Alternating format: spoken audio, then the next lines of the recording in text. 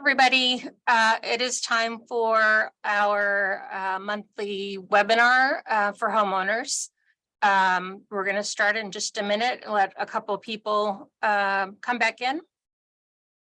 If you would, like we usually do, why don't you let me know where you're from in the chat box?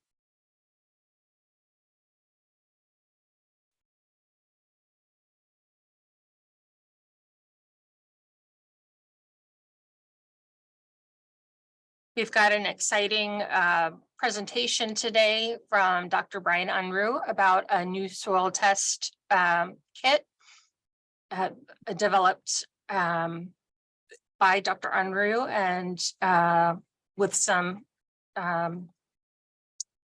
with another company and with IFAS. So we are going to have a explanation of that today, and I think you'll find it really interesting. Let me just wait one more minute since we opened a little bit late. We've got someone from Taylor County Plantation, which is in Broward, Osceola.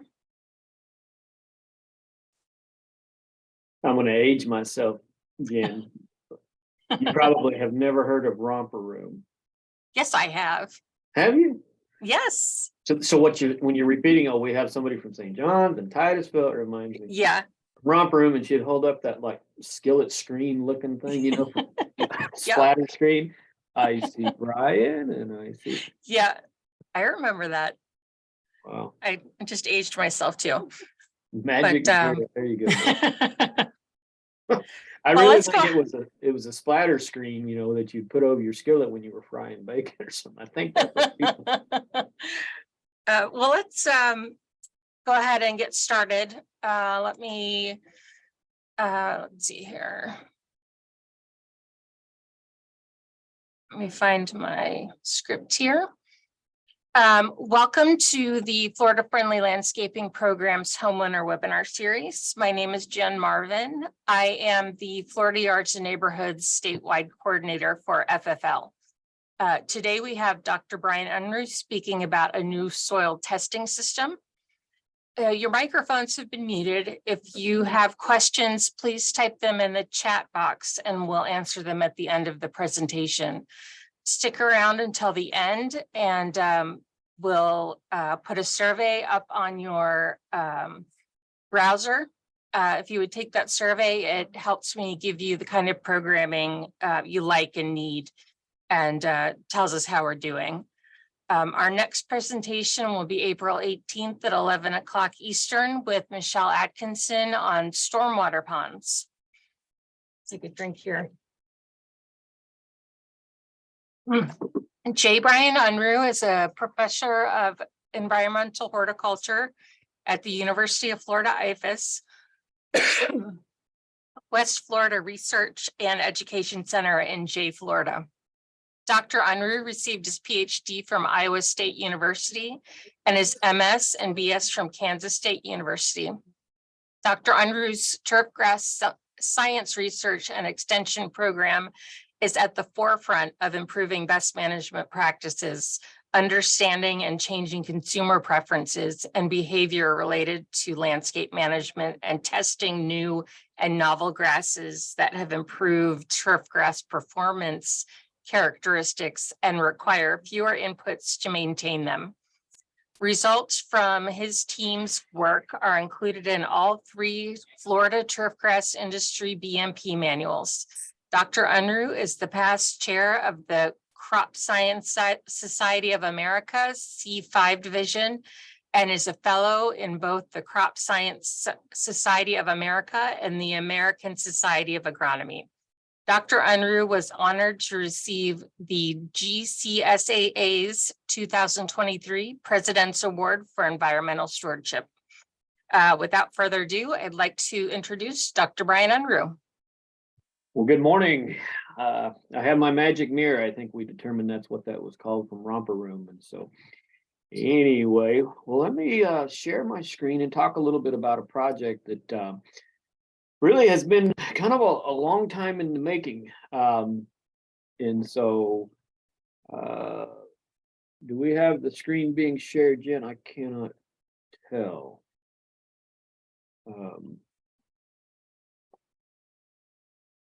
Are we good? I can see your screen. Okay, the soil test kit, the PowerPoint, Yeah. right? Yep. All right, and so it's kind of weird. Normally it has like a green ring around it. Anyway, well, let's talk about a project that we've been working on, like I said, for well, quite some time. And that is a new IFAS branded soil test kit that is powered by SoilKit.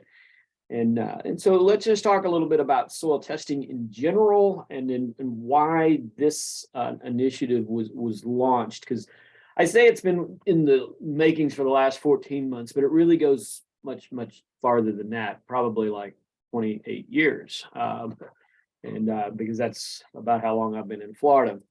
And so when we look at this, there's a big debate going on out in the industry, and Florida's urban landscapes have been the center of much of that debate, really regarding their contribution to Florida's water quality challenges.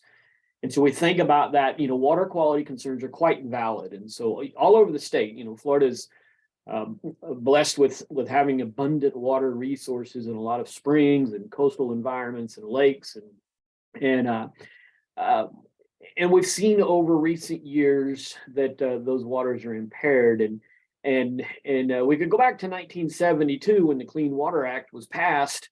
The Clean Water Act at the federal level was signed by Richard Nixon, and that act requires states to monitor their water quality to make sure it meets certain standards.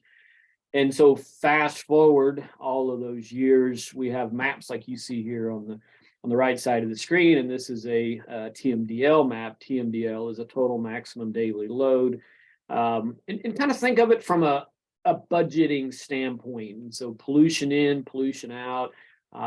Ideally, we don't run into the red, so to speak on that. So this map, you see all the little blue squigglies in the green areas. Those are where there are rules in place to help bring about improvement in the water quality. And so that's kind of brewing over here, but then the flip side of it is that people really desire to have a beautiful landscape. And that is kind of when you see a lot of the what does Florida look like, you see these, kind of lush green landscapes. And we're fortunate in that we get a tremendous amount of rainfall in Florida. Now we have the dry season and the wet season and all that. But the reality is that we have a beautiful environment that people like to make more beautiful, with lots of different plants, natives or otherwise. And so very different than, say, the desert Southwest, where, those landscapes are kind of that dry look. And so when you bring these two together, this is where we're seeing some of this debate. And so we see these types of ads out there. When you're fertilizing the lawn, remember, you're not just fertilizing the lawn. And so this was a series of ads that were put together actually up here near Pensacola, where I'm actually physically based. And so you fertilize the lawn, then it rains, and the rain washes the fertilizer along the curb into the storm drain and directly into our waterways. The nutrients encourage algae to grow, using up oxygen that fish need to survive, resulting in fish kills. So if you fertilize, please follow directions and use sparingly. Now, there's some mistruths in this. When you fertilize the lawn, then it rains, and it says the rain washes the fertilizer along the curb. Well, you should have fertilized the lawn, not the curb. And so there's some BMPs that we use to make sure that fertilizer is put onto the plants, not into the street. And it says, so then along the curb, into the storm drain, and directly into our waterways. And I would argue that if fertilizer hits the street, that's exactly what's going to happen. But if fertilizer hits the landscape, then plants are crazy efficient at taking up or assimilating those applied nutrients. And so then the nutrients encourage algae to grow, using up the oxygen. That's factual. And so if you fertilize, please follow directions and use sparingly. And I'm going to completely agree with those statements. And it's those types of statements in our management practices that really have led to these 4 BMP or best management practices guides or documents. And so we look at this Florida Friendly Handbook for Home Landscapes over here on the left. I had to figure out what hand that was. And so that's the manual that really kind of would help you as homeowners maintain those landscapes in a right manner. The second one here is for the green industries, so BMPs for protection of water resources by the green industry. So that's really the document that is used to educate and train the commercial audience that maintains those landscapes. And then the best management practices for environmental quality on Florida golf courses. And so that's our big book. I mean, and I say big, it's big. It's 200 and almost 300 pages in size. This book here, really cool, was signed into state statute last July by our governor. And interesting, it went through the legislative process, and it was unanimous in the Senate, and there was only one negative vote to adopt that manual and to memorialize it in state statute. And then the one on the right here, this one is for our sod producers. And so all of these manuals take the science that we do and incorporate it into these manuals. And so we've got practices in place on how to best manage to minimize environmental impact. Well, let's go to grass growing 101 or plant growing 101, whether it's a grass or any other plant. But our environment is of a plant, or the environment of a plant is quite dynamic. It's constantly changing, and it's very complex. And it involves an interrelationship with the soil that the plants are growing, the climate that we have. And so, you know, I'm up here in the Panhandle right now, and it was 35 degrees this morning. It was 31 degrees yesterday morning. And it is not atypical. It's not uncommon for the first week of April that we actually get a killing frost here in the Panhandle. And so those knowledge of those things are what then shapes some of our recommendations. For example, in North Florida, we don't recommend any fertilizer on the ground prior to April 15th. Why is that?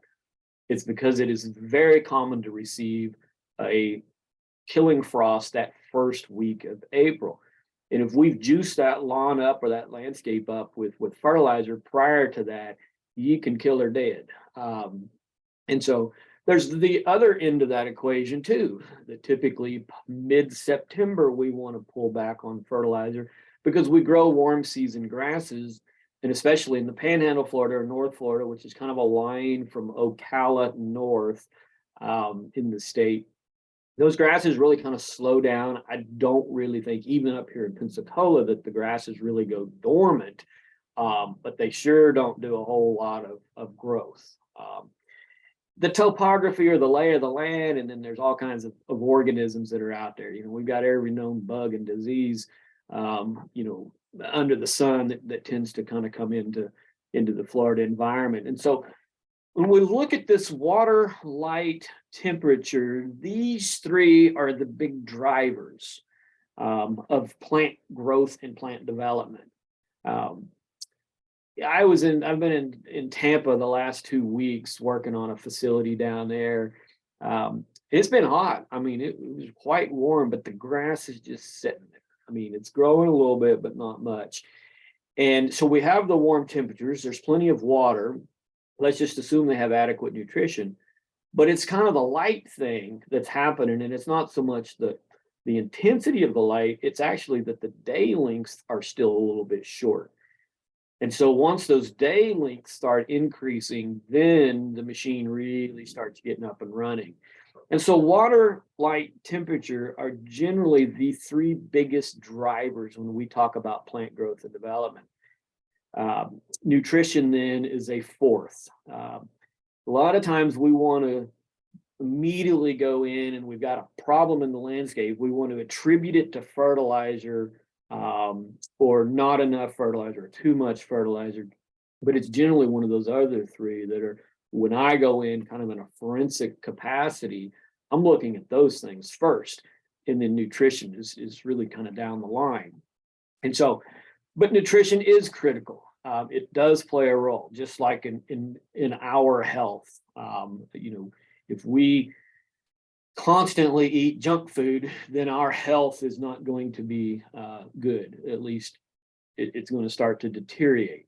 Or if we tend to eat only certain things, maybe that are fatty, then we wonder why we get large. So nutrition does play a key role as well. And so when we talk about proper nutrition or proper nutrient management for plants, it really should be to apply the minimum necessary nutrients to achieve acceptable quality, and then apply those nutrients in a manner that maximizes their plant uptake.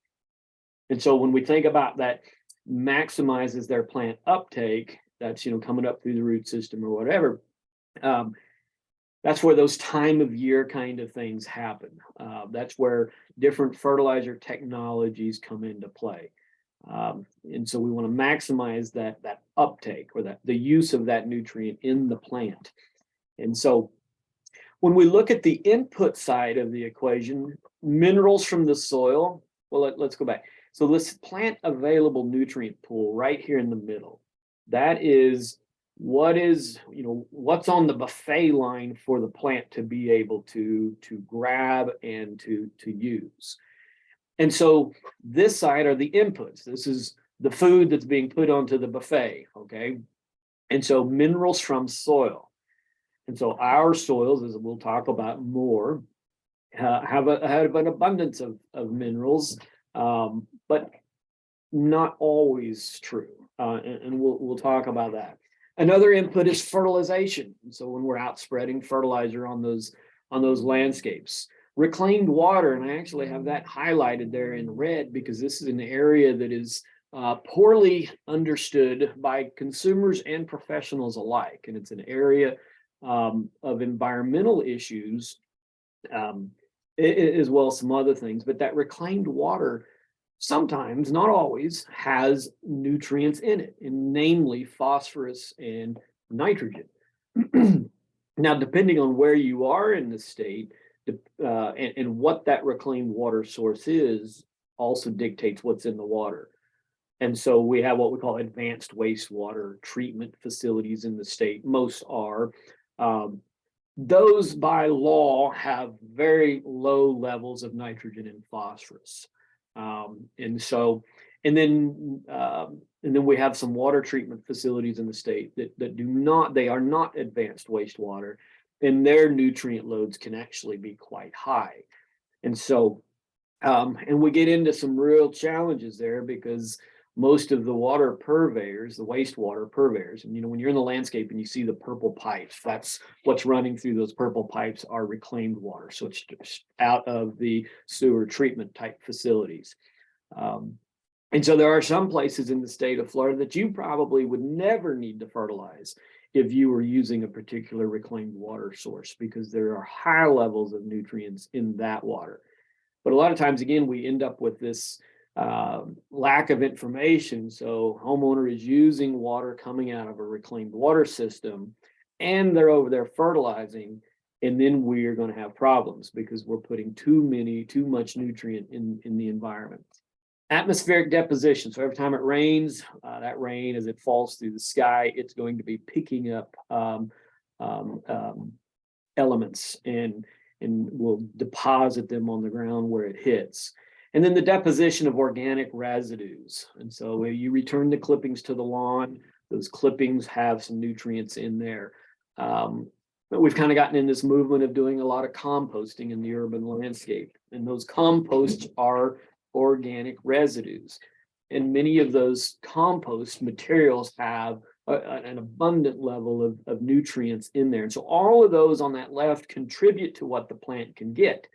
And then we have outputs. And so clipping removal, gaseous loss, mainly in nitrogen, sometimes nitrogen will gas off. Conversion to unavailable forms. And so one of the reasons we don't do nitrogen soil tests is because the nitrogen cycle is quite complex and it's very, very dynamic. And so at any given time, nitrogen is just constantly changing forms, changing availability. And And then we have the leaching and runoff losses, and this is what we don't want. This is where that nitrogen, regardless to where it came from on the input side, it's not just fertilizer that leaches and runs off. It's actually the elements, nitrogen and phosphorus, coming from a number of different sources. And so if we are mismanaging the input side and mismanaging the output side, we can end up with some impact. I think a lot of times folks forget that all of the elements that are essential to plant growth and development were not put here by a bag of fertilizer that you got at Home Depot, Lowe's, or Walmart.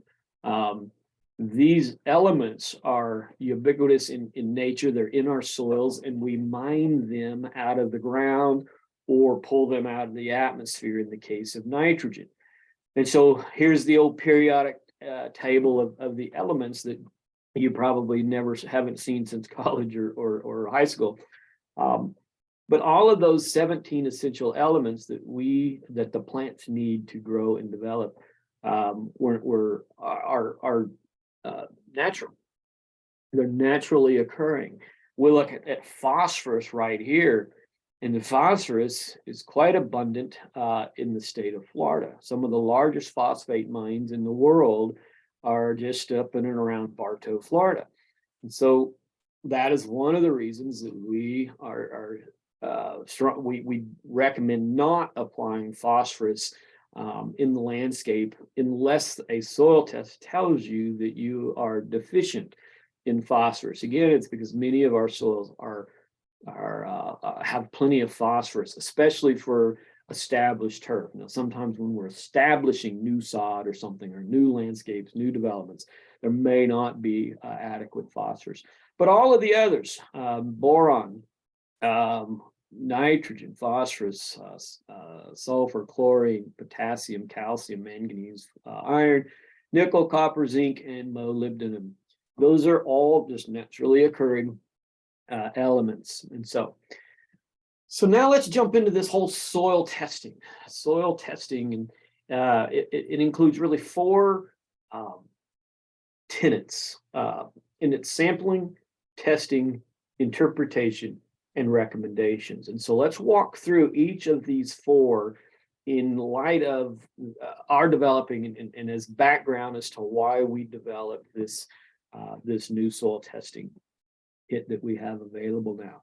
And so if we focus first on sampling is really the greatest, probably the greatest source of error in when you take a soil test. Very no different than, if you went down and had blood drawn, and maybe they in that process of pulling that blood sample or whatever, or a urine analysis, any sample, if it gets contaminated or if it's not done right, then the results that come back are going to be flawed.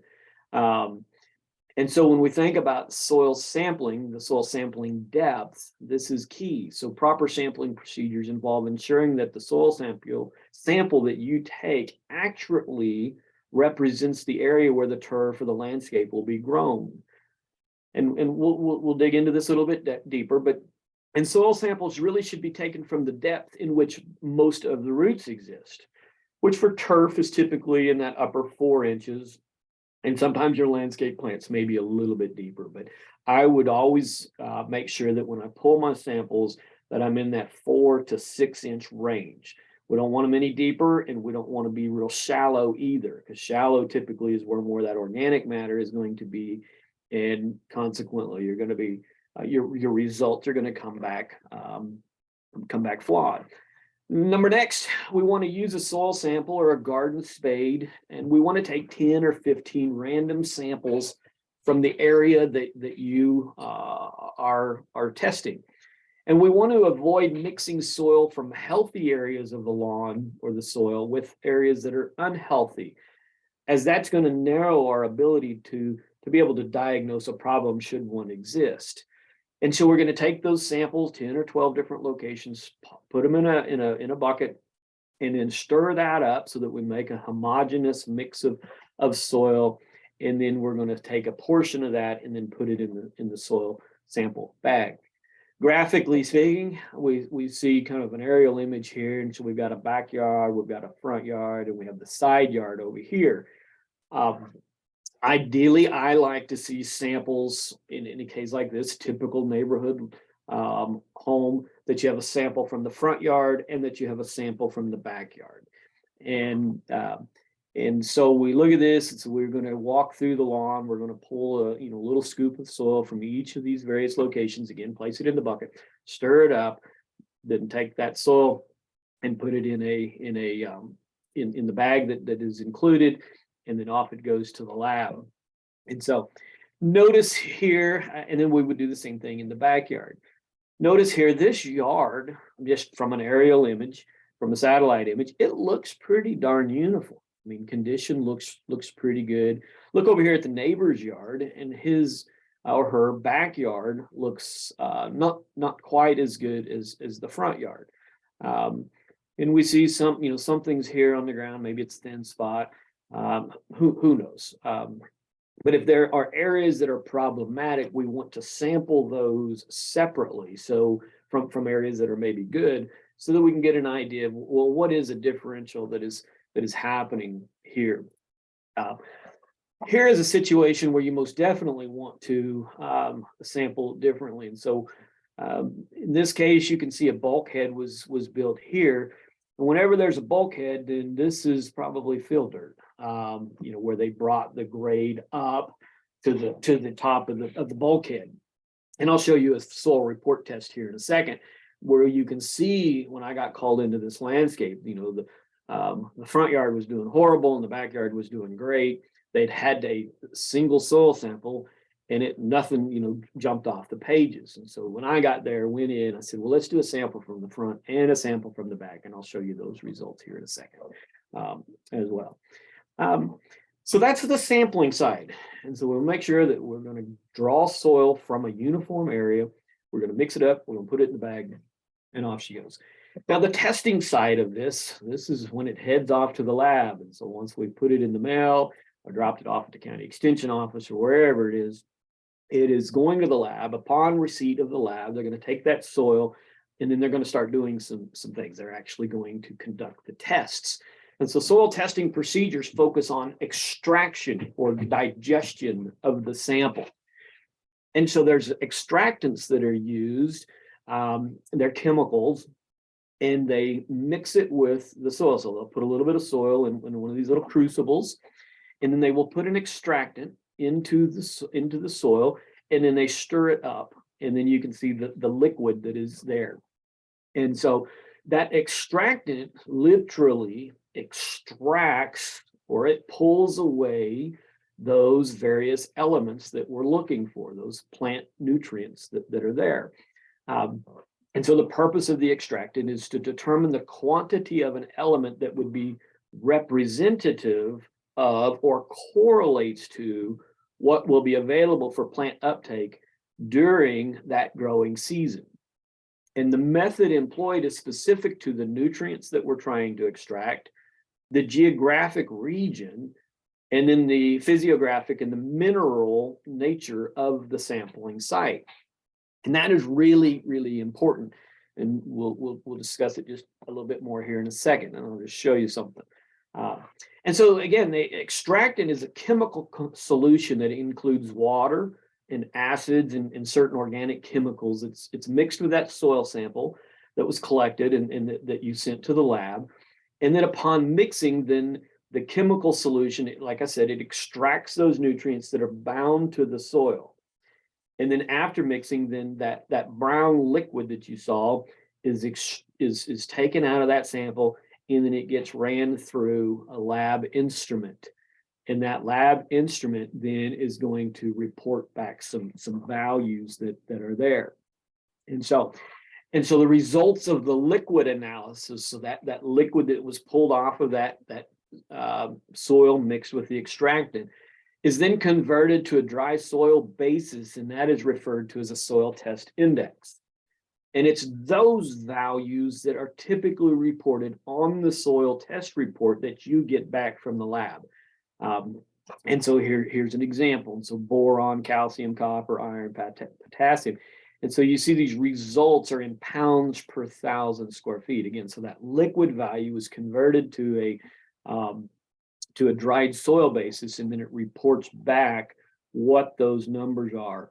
And then the lab and over years have determined adequate or very high or very low, so on and so forth, based off of some normal ranges that have been developed. And so we've done sampling, we've done testing, and the reason that I talk about these extractants is that they differ greatly. Now, the University of Florida, we use a test called Malic 3. We used to use Malic 1, but now we use Malic 3. And so these are the components of what is in that extractant. Again, there's water, and then there's those chemical extractants that are there.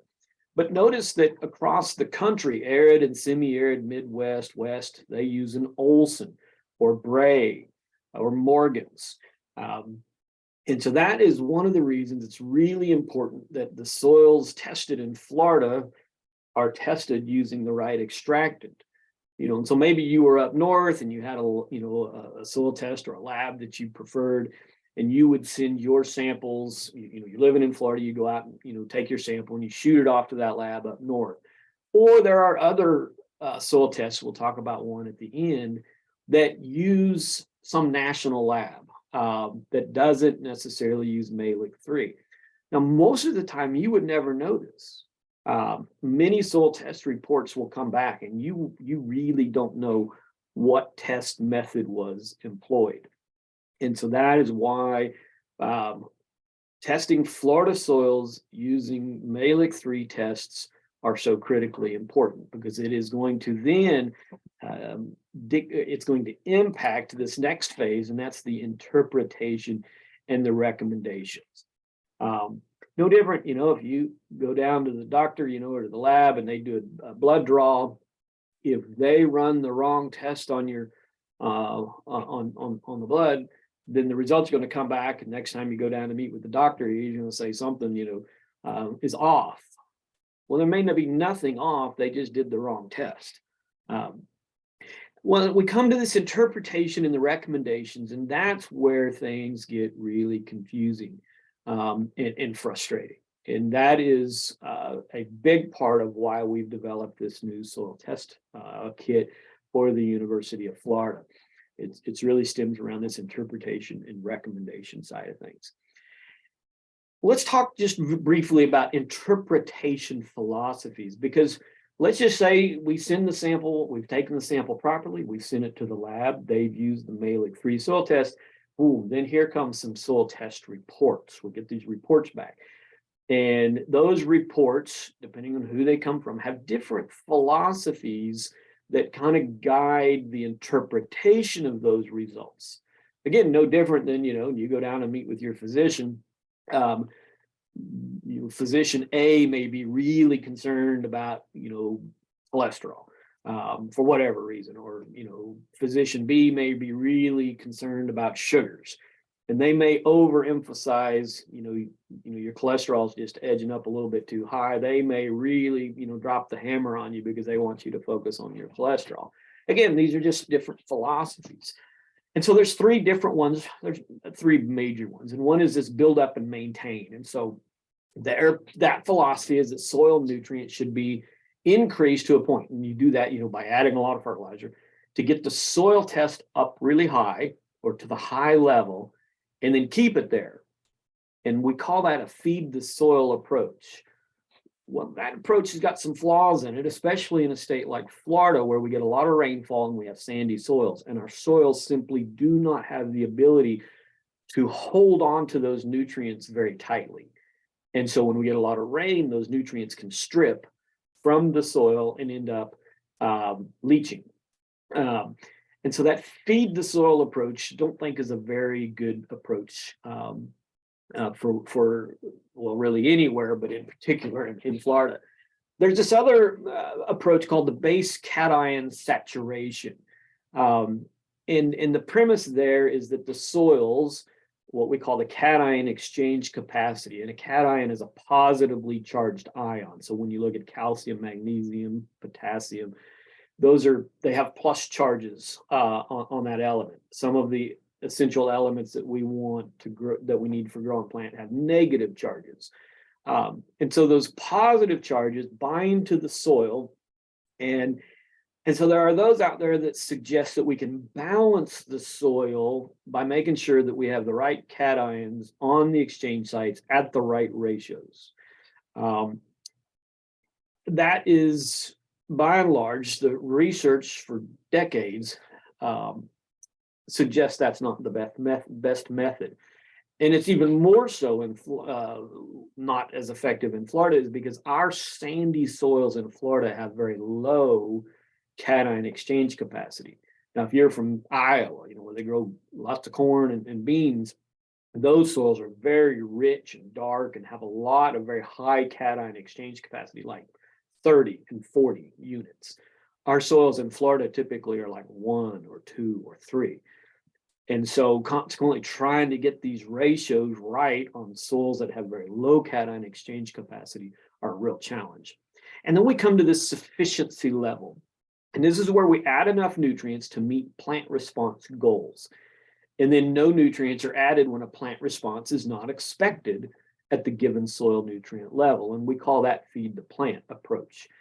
And that's really where turf kind of centers, except when we're doing a tremendous amount of work now, really refining that sufficiency level. And so the point is if the soil is below a particular value, and then we bring that up to a particular level where we know that the plant will give us that response that we want. These next few slides explain why this soil test thing that we're doing now is so important. So this is our current IFAS, the old method, and you would get a report back like this. You've likely seen these. And I've had folks say, man, you've got to have a PhD to understand these reports. Our vice president at the university is a soil scientist, and he said that. And so we look at these, and Bermuda grass and our pH, and then here are the nutrients, and here are the levels, and then you get into these recommendations, and it's just crazy confusing. Again, most people don't understand these. And then here's one from a national lab that we use a lot. And this was that front yard, backyard thing I was talking about a minute ago. And the front yard had a soil pH of 4.5. The backyard had a soil pH of 6.8. Right there was the explanation as to why the front and the backyards were not performing equally well. Backyard was doing well, front yard was doing terrible. The company was treating the whole lawn exactly the same, but we see just tremendous variability between the front yard and the backyard. And when they built the bulkhead and they backfilled that backyard, they used a better quality soil. And so you can see that some of these nutrients here with the green bars, magnesium, sulfur in particular, were available. Up front yard, basically everything was low, except iron, which is normal in a Florida panhandle soil.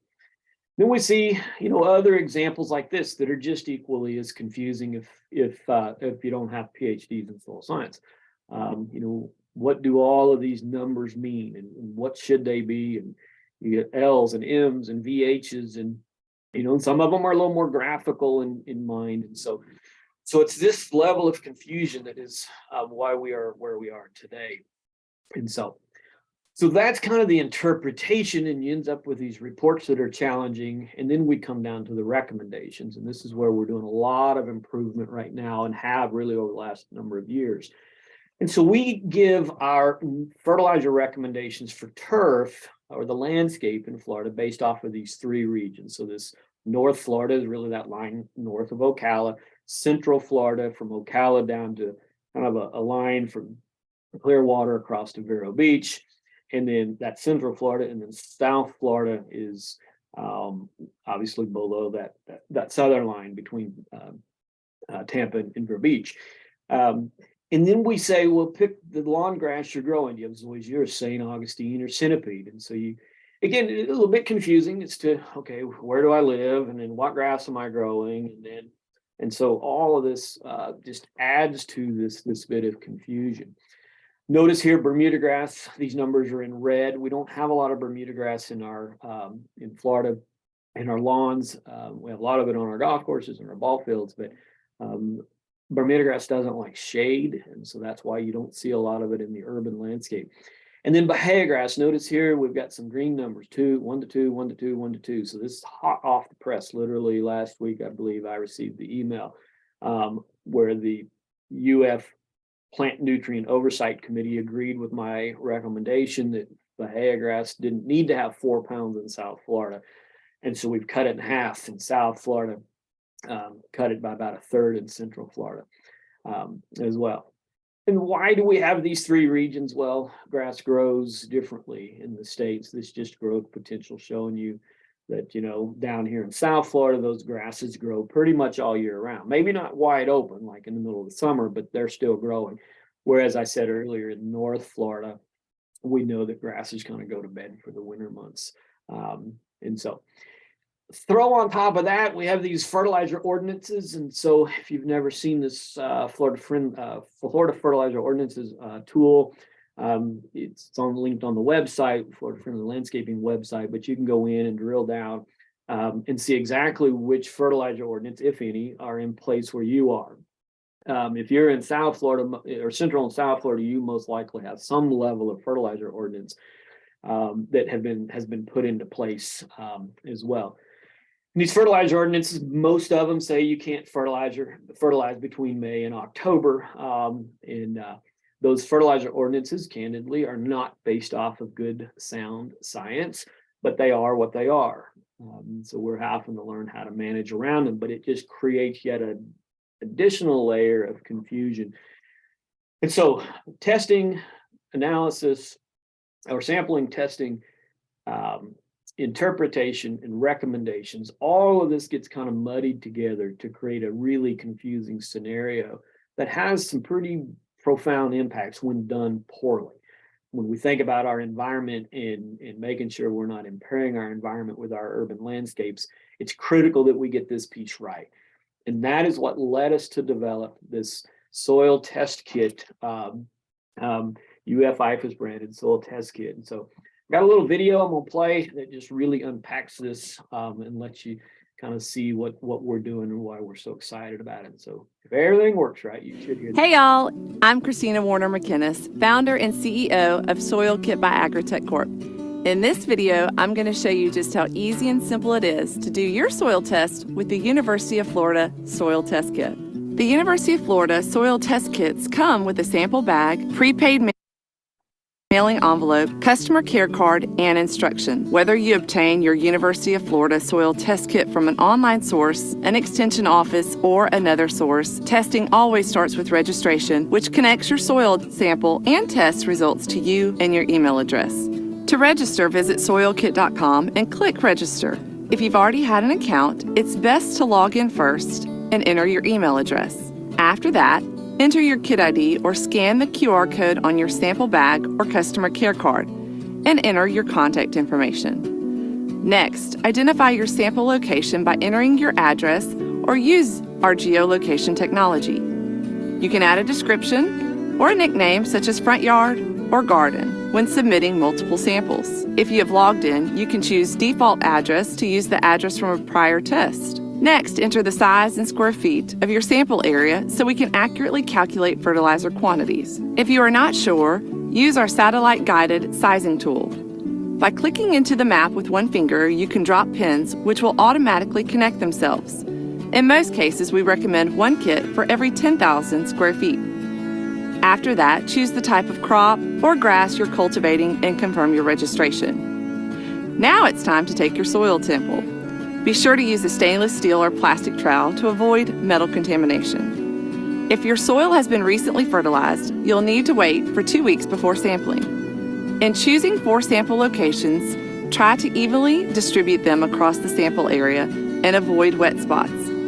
Collect 2 scoops of soil at each location, 2 to 4 inches from the soil surface. Ensure the dirt has reached close to but not beyond the fill line on the bag. We recommend you write your name on the sample bag. Seal the sample bag by bending the tabs and put your sample bag into the prepaid mailing envelope. Seal the envelope and send. Be sure to keep your customer care card with your kit ID for reference. Within 1 to 2 business days of receipt, we will calculate your soil amendment needs and send you an email with a link to your test results. The View My Results link will take you to soilkit.com, where you can log into your dashboard. If you haven't already created an account, the system will prompt you to create one. If you have multiple tests, you will see a list of them. Click on the test result you are interested in. You will find easy to understand soil kit referenced fertilizer recommendations calculated for you based on your University of Florida test results, the sample size, and the products available for purchase. You'll also find application instructions followed by lab calculated nutrient levels. At the bottom of the report, you may find a message on how to connect to your local extension. Now you can share your results with your landscaper or local lawn and garden center to obtain amendments recommended. If you purchased your soil kit online, simply click through the product recommendations and purchase the amendments online. We look forward to seeing your test results and helping you get a healthy lawn and garden.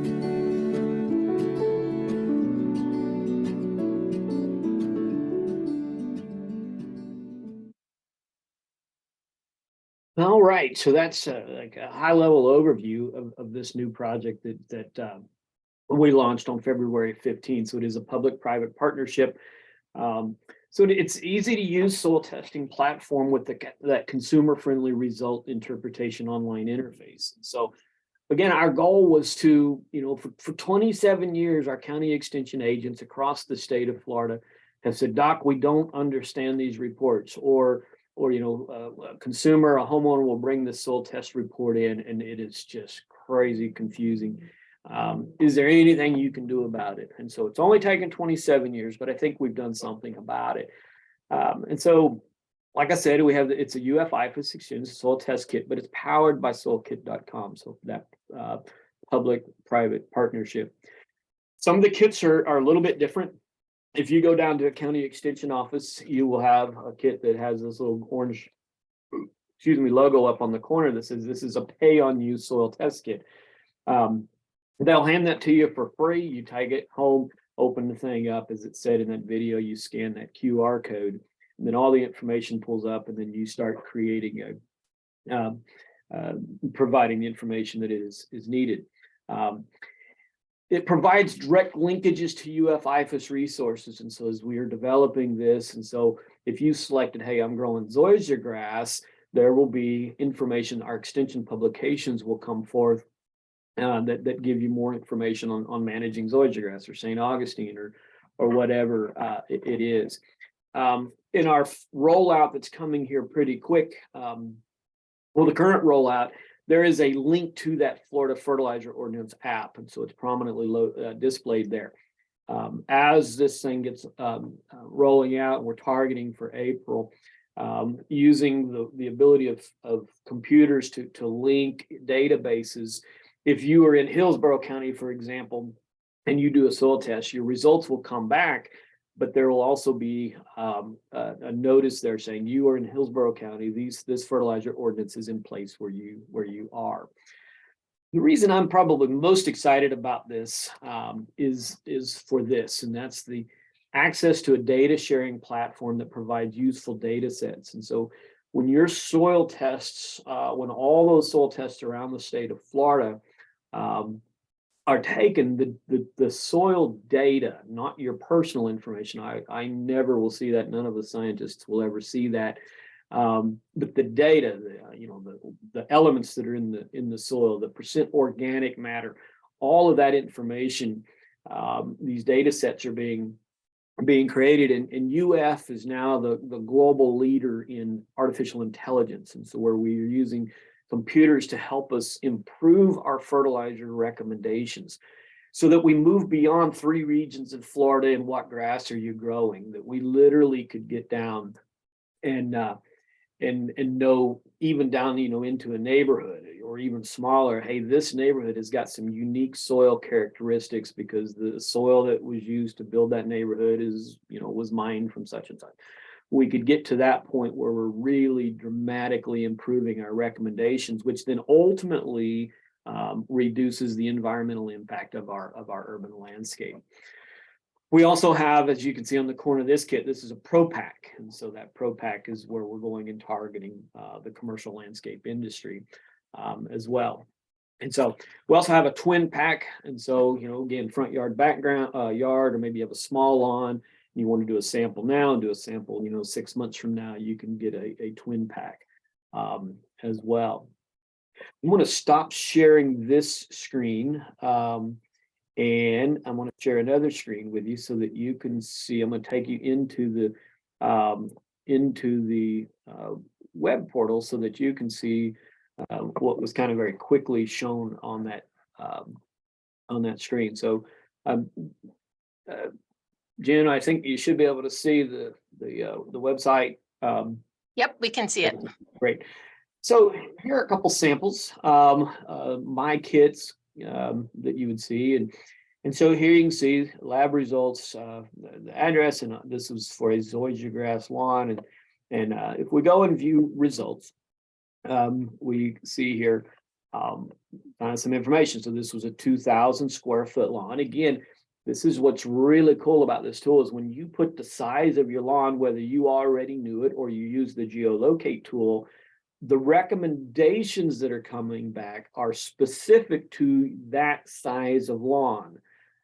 One of the challenges we have are trying to educate and teach people, you know, you don't need a 50-pound bag. You only need, in this case, you know, here's a recommendation. I need a 20-pound bag of this particular product. But I only really need to use 8.61 pounds of that. And so that's where the math was done for you. So that you know exactly how much product that you need to apply. Here, high yield muriate of potash, so 0060 report came back. And you need to apply 3 pounds to that 2,000 square foot. Well, the smallest bag size was 4 pounds. So you got to buy 4 pounds, but you only need 3 pounds. Then it, you know, gets into a little bit of the math, and then you scroll down here and you see here are those soil test values that came back as well. So interesting to look at these.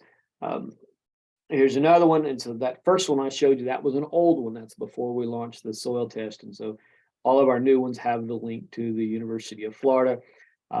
Notice as well, the following report is based on University of Florida science. And so all of our recommendations at the University of Florida are embedded in this new system.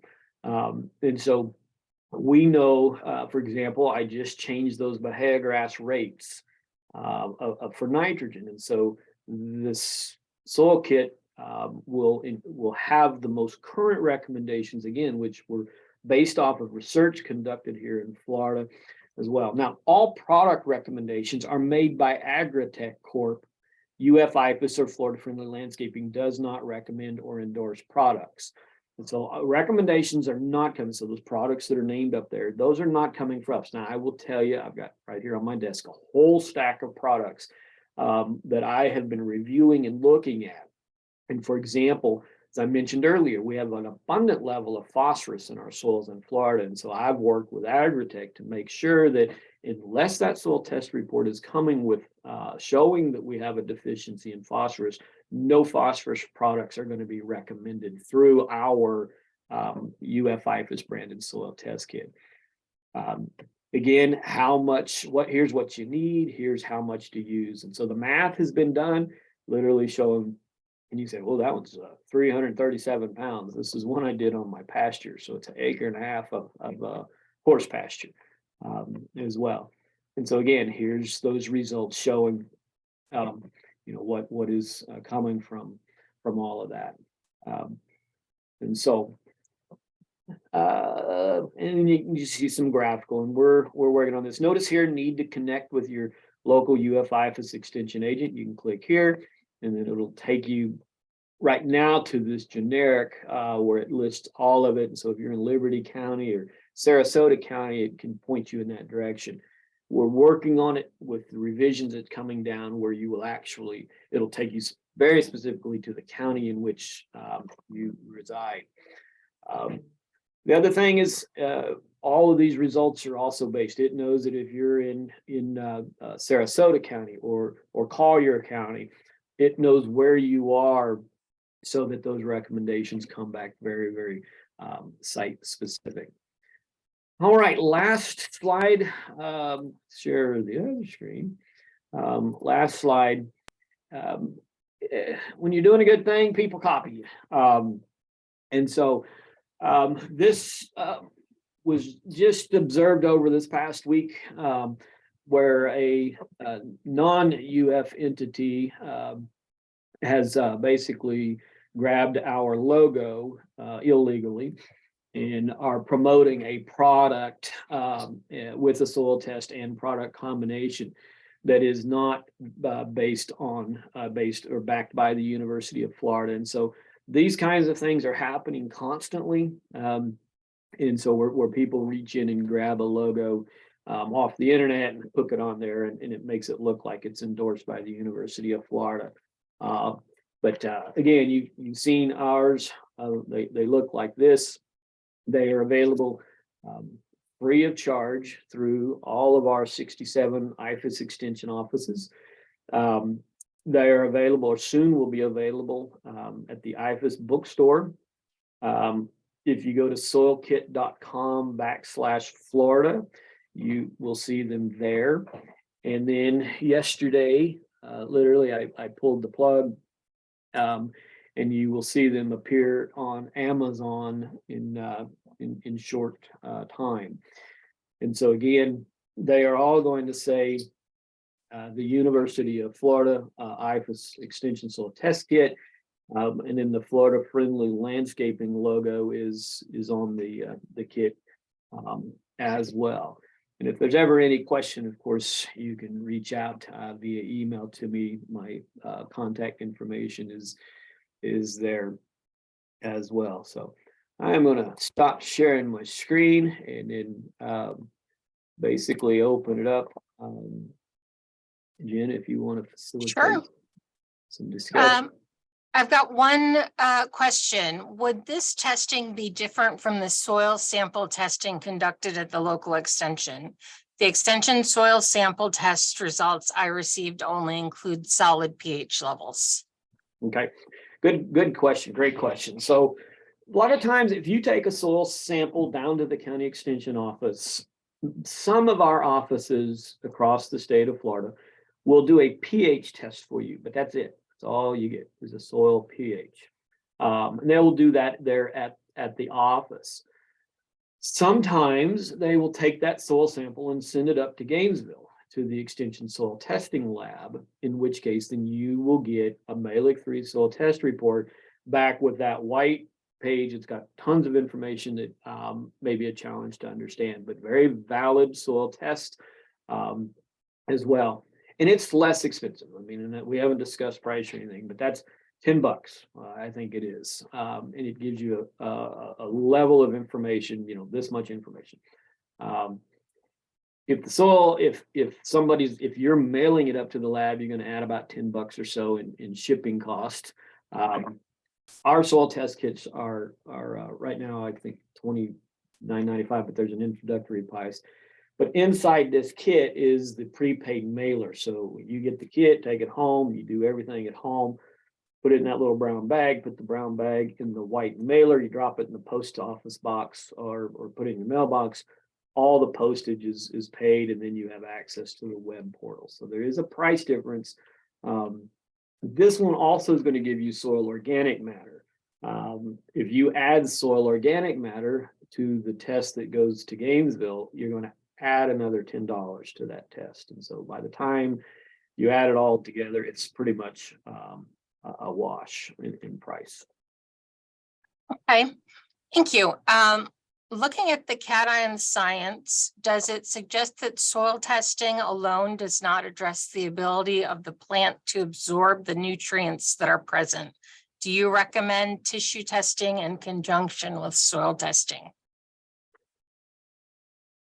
That's a great question. So, there's kind of a three-legged stool when it comes to plant growth and development. One of them is what's in the soil, one of them is what's in the plant, and the other one is water.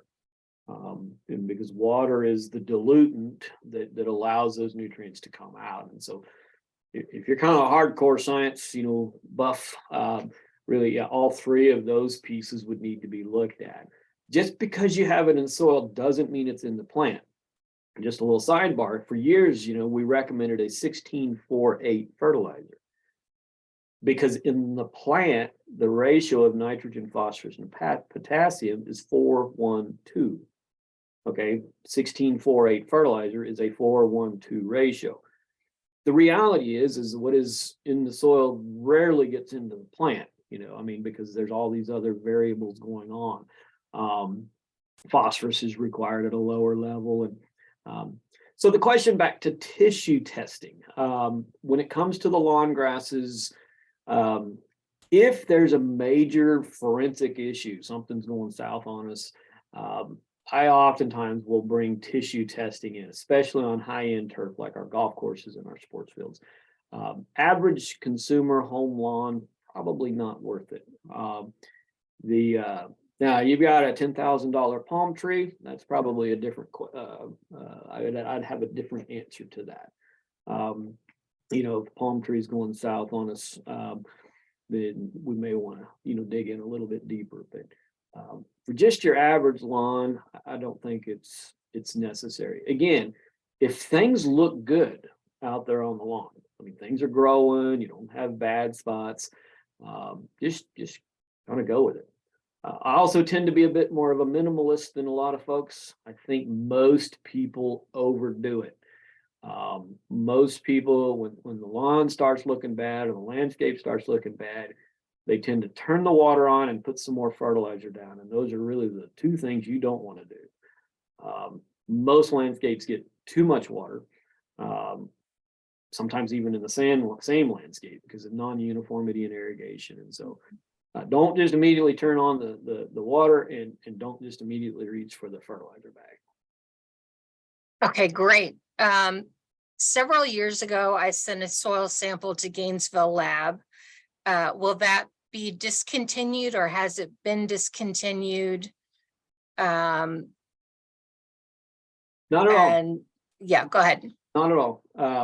That option is still available, still on the table. This is just a new option, kind of the new and improved. And so both use Malick 3 soil testing. Both, my results coming out of this and the results coming out of the IFAS lab theoretically are identical because the Plant Nutrient Oversight Committee, which is the group that approves all IFAS recommendations, the UF lab has to follow those, and then contractually am requiring our partners in the Soil Kit project to utilize IFAS-based science. So science side is identical, and so it really comes down to that user interface and the speed at which you get this. So once you drop that sample in the mailbox, when it hits the lab, within 2 to 3 days, you're going to get a response as well. Great. One last question. Does the soil testing kit also touch on weed management suggestions? It does not. This is just soil itself and what's going on. Now, we know that certain weeds tend to thrive under, low pH or high pH. No, but it does again, and maybe we're sharing, our EDIS link that is there and point folks. We have I call him a new weed scientist, a turfgrass weed scientist at the University of Florida. He's not that new.